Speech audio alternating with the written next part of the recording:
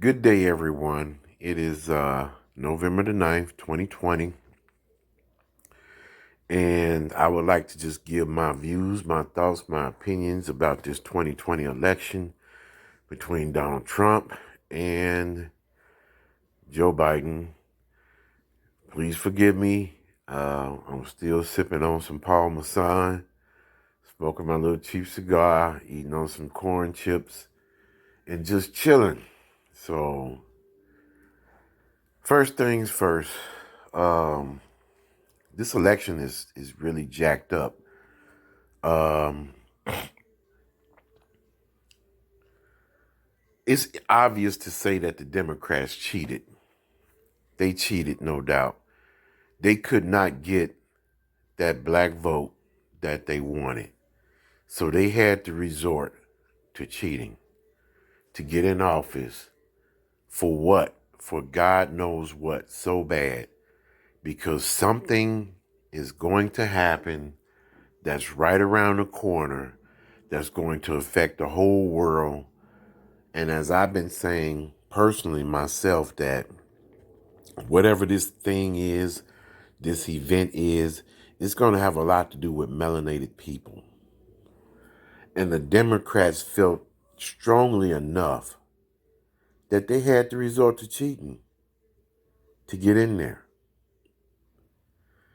Now, the first thing we have to ask ourselves is, now that they self-proclaimed to be in there, in the White House, what does that mean for black people? What does that mean for your black vote? Off the top of my head, I can tell you that it really doesn't mean a damn thing.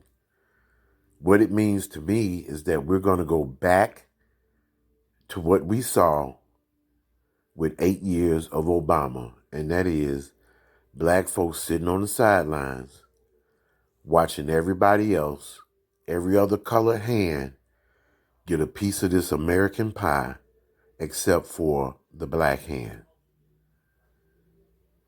That's what we're going to get for our vote.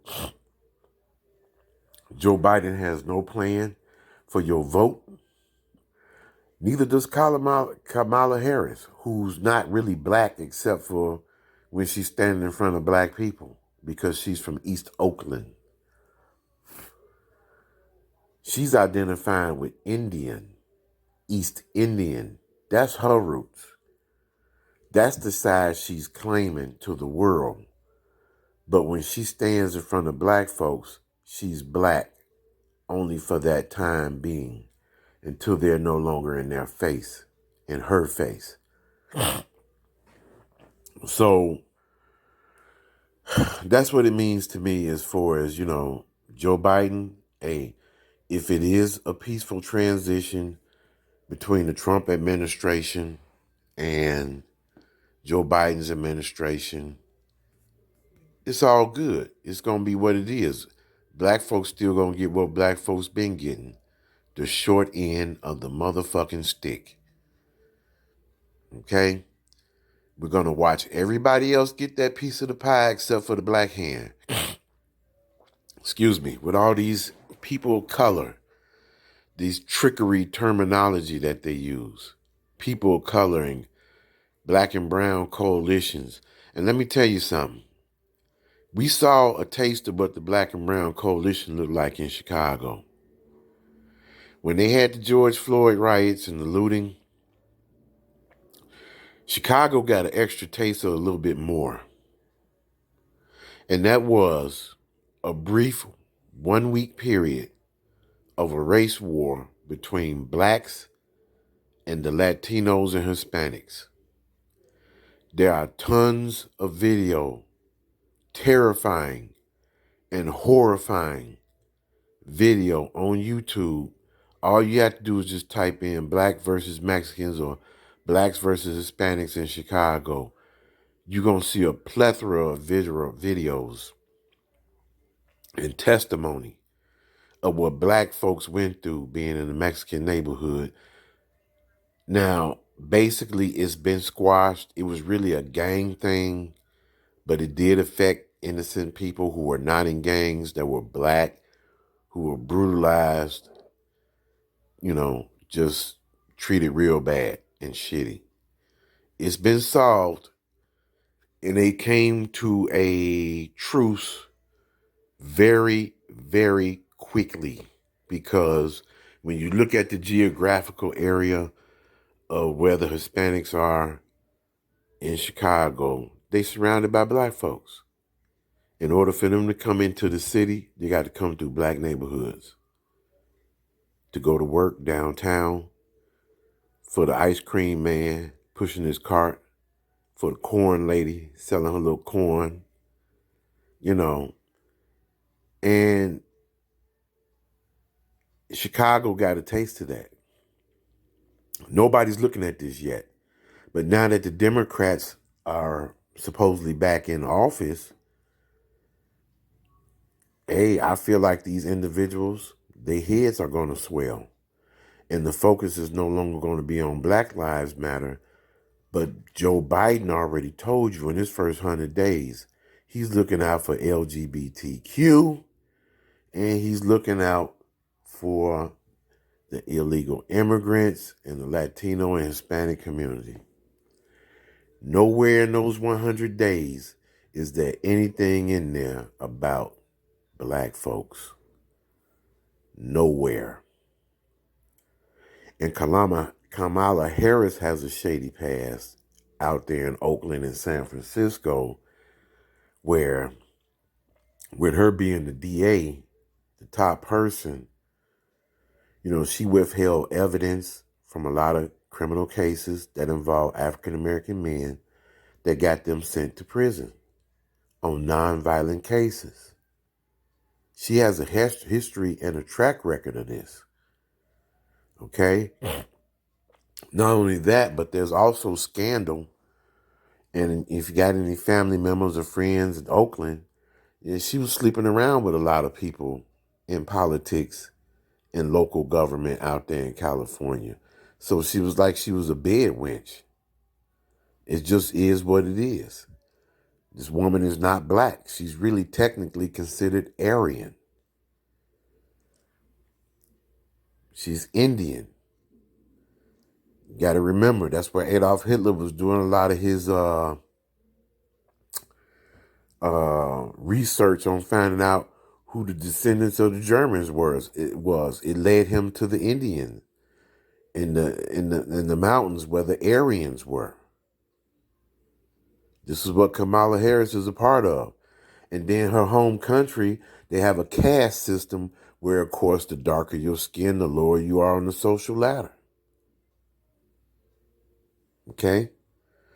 Don't get it twisted. Martin Luther King did use Mahatma Gandhi's principles and thoughts and everything for the civil rights movement, but he only took a portion. Martin Luther King only took a portion of that and utilized it for the nonviolent movement. Gandhi believed in and took part in creating the caste system that exists in India, where the darker, because they got Indians over there that's dark just like regular black folks. But the darker your skin, the less social status you have in their society.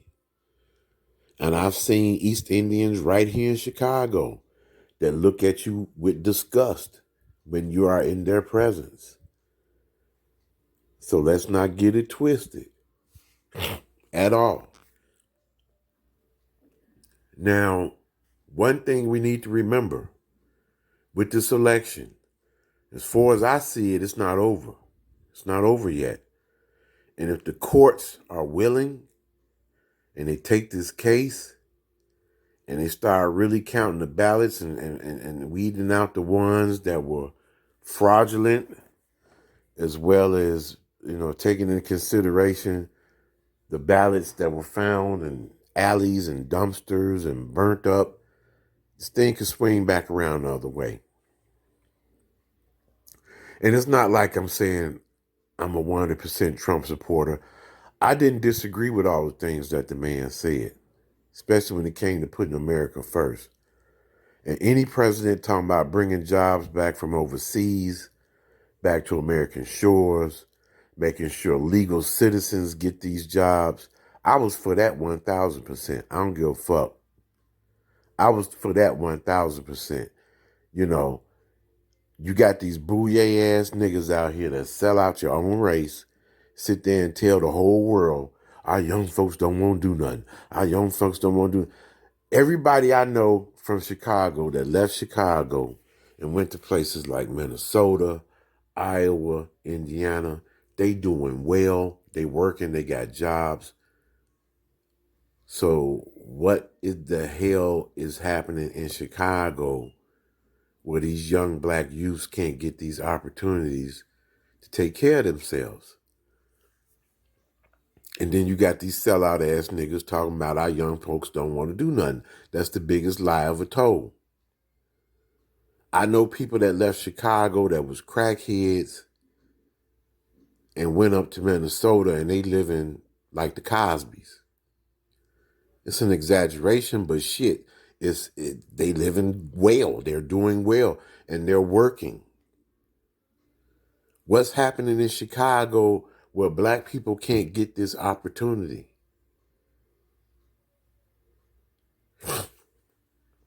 Something really strange about that. But we got to keep in mind that with this election, when George Bush was in office, and we had the 9/11 thing, and they came up with the Patriot Act, and they came up with all these other different acts about terrorism, and under Obama, they was talking about the continuity of government.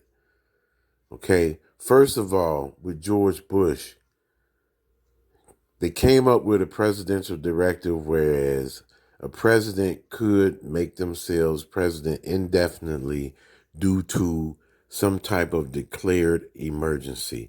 I don't know the exact name of the act, but it gives the president the authority to call martial law as well as take control and seize assets of all resources of the nation as far as utilities, um, food, medicine, and it can be distributed how they see fit to where they feel there's a need for it or demand throughout the country under a time of declared emergency.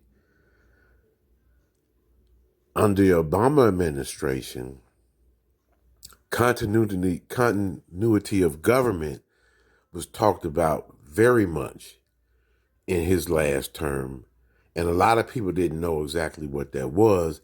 And continuity of government was basically a plan for an emergency or a disaster or a time of war where the government should be always able to function under certain circumstances, such as a natural disaster, war, or a terrorist attack. Government has to be kept intact and able to function.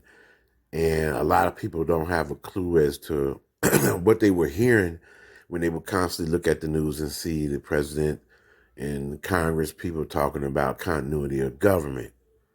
That's what that was all about. Now, after Obama's term, it was slated that Hillary was supposed to be the next president. Hillary Clinton was the one who was supposed to be lowering that last capstone on top of that pyramid. But Trump stepped in. He was the wild card, knocked her out, and everything got put off on hold. This leads to a whole nother subject, but Republicans and Democrats, up until Trump got in, were all controlled under this cabal system. Trump does not come in under cabal. He comes in under the Templar system. The Templar, which got their teachings, their rights, and everything from the Moors. So we talking about cabal versus Templar. Cabal being the Zionist in Israel, the Zionist Jew, versus the Templar, the Anglo-Saxon, the European, which Trump falls under. That's why Trump got opposition from day one to this very day. That's why some people were convinced that even though you had two wings of a bird, left and right, it was the same bird that was under the cabal. Trump came in on a whole different ball game. So now, being that those executive orders were passed from George Bush Jr. through Obama with the NADD Act, the National Defense Authorization Act, which really could make any American citizen a terrorist and be imprisoned indefinitely without a fair trial. Hillary was supposed to come in next, but she didn't. Trump has not officially conceded yet to this election. And technically, the votes are still being counted. On November the 9th, you still got votes being counted. So there is a law in the Constitution that says that if the presiding president does not concede, this thing has to go to the halls of Congress to be disputed. And it's like the election never took place. A lot of people don't know this shit. And when they vote, it's not the congressman that will be voting. It's like they would have to do it all over again some kind of way. But if the president does not concede, there are laws in the Constitution that speak on this about election. So with Trump being in, he knows the law and the Constitution better than any other previous president we've had. He can pull anything. Let's not forget that from day one that Donald Trump was in office, he's always done things that was a shocker and a surprise, and nobody knew where and how and what it was coming from. That's part of his forte. He can enact these presidential electives or orders to enact a national emergency, to enact martial law. And all the people who he said he was going to lock up, like the Clintons and all that, they protected by pardons on pieces of paper that's been given out by previous presidents. So even if they were locked up for the crimes they committed, they couldn't be charged because of that piece of paper.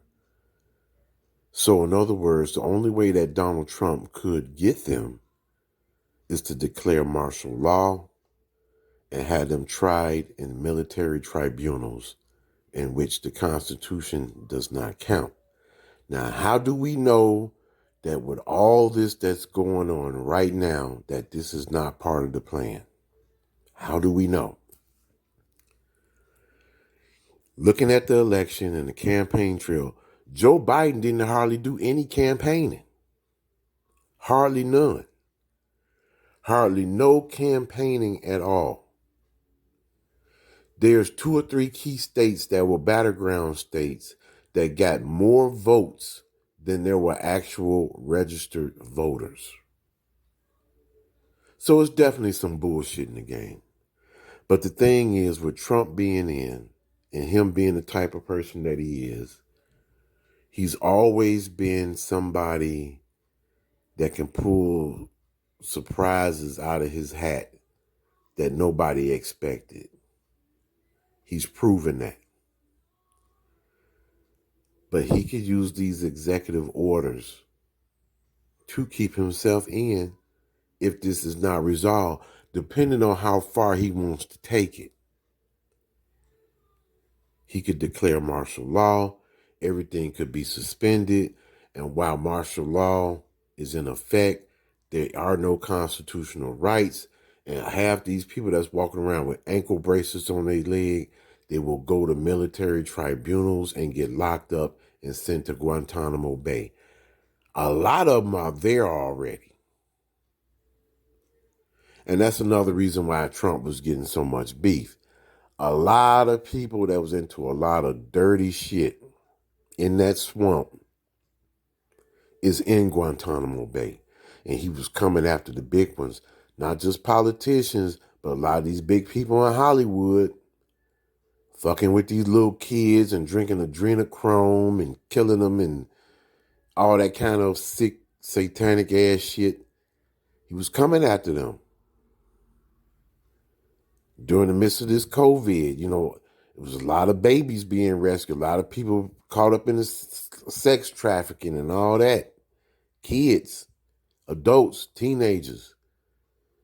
He was coming after them.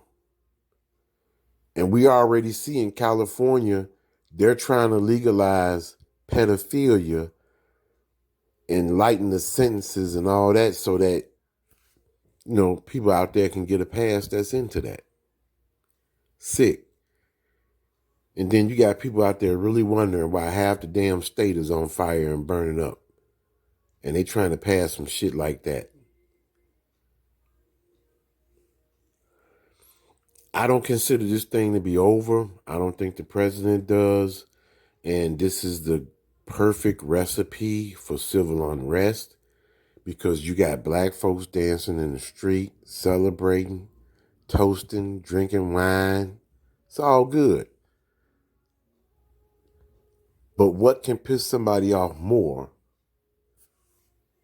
than when you think you gave them something and then you snatch it back? That's going to get people hot like a motherfucker.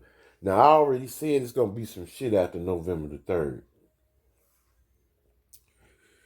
And because the 3rd then went by and nothing happened yet, people think that, you know, everything is proper, you know, going to be proper, but it's going to build up. It's going to build up. And just like the media is used and propped up by the left, nothing official has come out yet.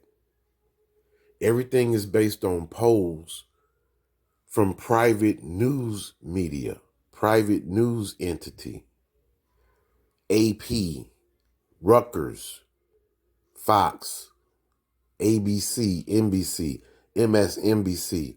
Those are just news affiliates. Those are not official people who say, like the Electoral College, this is who won. We have not heard anything official yet.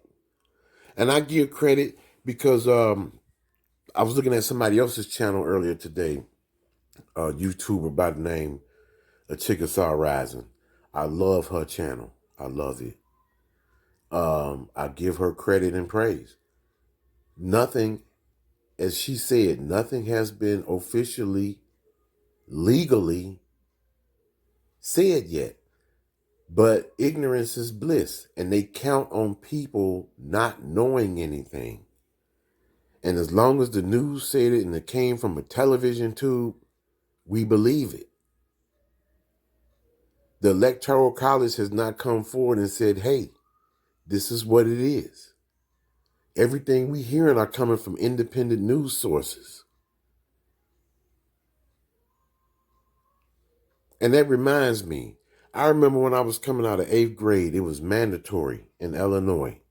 You had to take a constitution test where you had to learn about how your government works and functions. It was mandatory in order for you to go into high school. They stopped doing that shit back in the 1990s. The government, the powers that be, don't want you to know how your government functions and operates so that you can be ignorant and believe in Fox News, believe in CNN News, because just like the news is playing a very critical role in this election by self-proclaiming someone to be the president and not officially, the news is being used just like they used it for Bill Cosby. The news media convicted that brother before the courts did. They tried to do the same thing with Jamie Foxx, they tried to do the same thing with R. Kelly catching hell, and I don't like the way they played him because he already went to court for that, and I'm not condoning nothing illegal with minors or nothing like that. But come on, y'all from the hood, y'all know they got hot ass little girls out here running around. It's no excuse, but hey, they know who R. Kelly is. They know what they expect to get. But the media pretty much tried him before he can have his day in court. You got this old porn star, Ron Jeremy. They trying to get him 300 years for some shit. They tried to come after Morgan Freeman. See, all these people were almost convicted by the media and not the courts because they expect Americans to be dumb enough not to know the legal system, how it works, how it operates. As long as the media can convict you and they can just keep throwing face after face after face and a person saying, yeah, he did it, he did it, he did it, he's already guilty without even having his day in court. And I'm glad Morgan Freeman got out of that shit. They was trying to go after his money. And like I said, he had a good lawyer. They shot it down, but before he even got to court. They were trying to go after all this Me Too shit. Matter of fact, since 2020, what the fuck have we heard from Me Too? Where they disappeared to?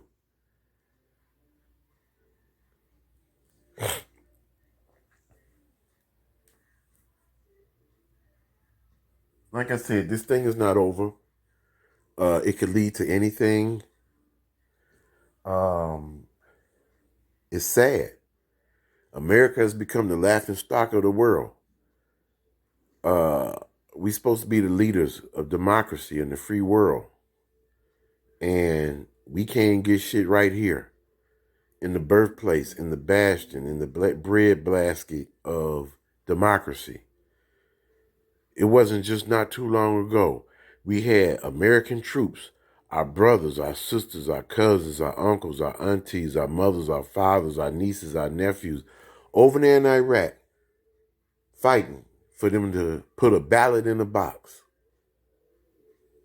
I think it's fucked up that they had to put an M16 in somebody's face before they can teach them how to vote. Now, we're supposed to be all around the world spreading democracy, and look at the corruption that is leading to right here in the birthplace of it. It's sad. It's a laughing joke. You got more democracy in Russia than you do in America now, pretty. I don't know, I could be wrong with that, but shit, at least they know how to do elections. We've been doing it for so long, we just had to find a way to fuck it up. I don't know. It is what it is. Anything could happen.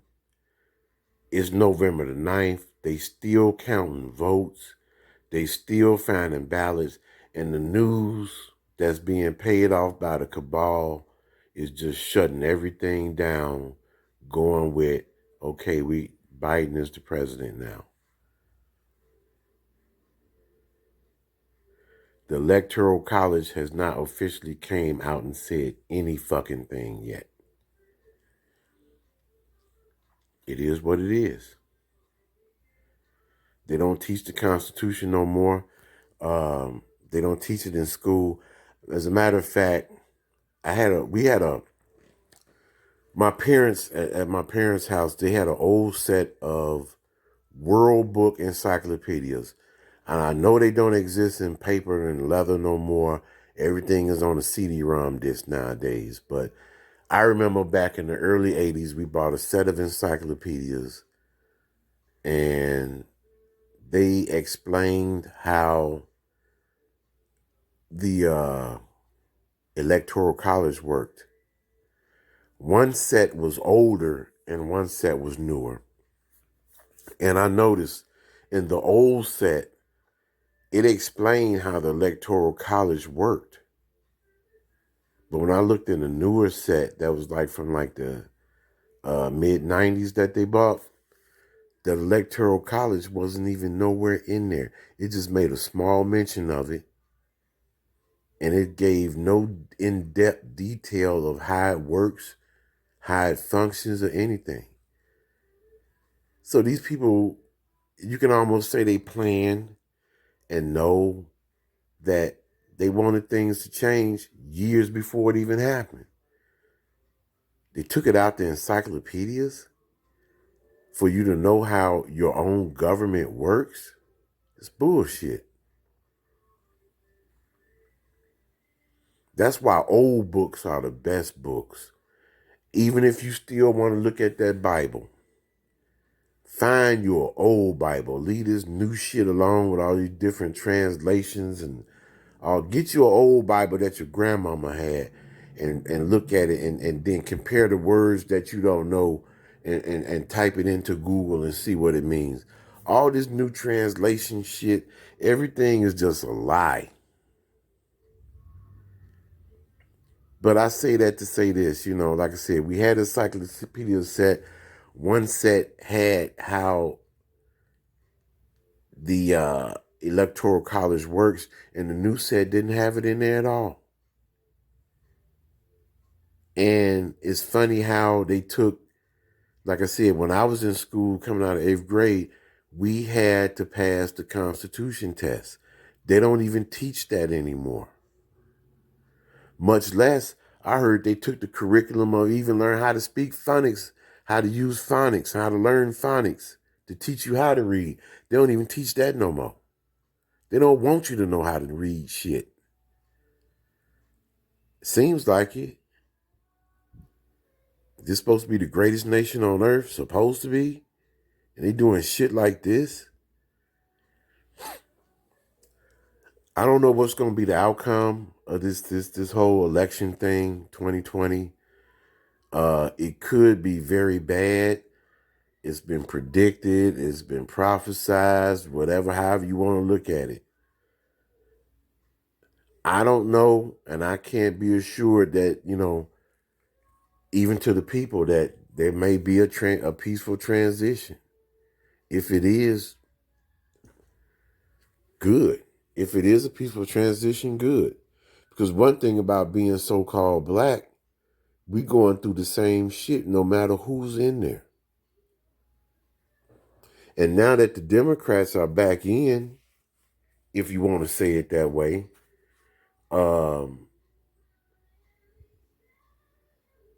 we ain't getting shit as black folks. Look at the curriculum of the first 100 days.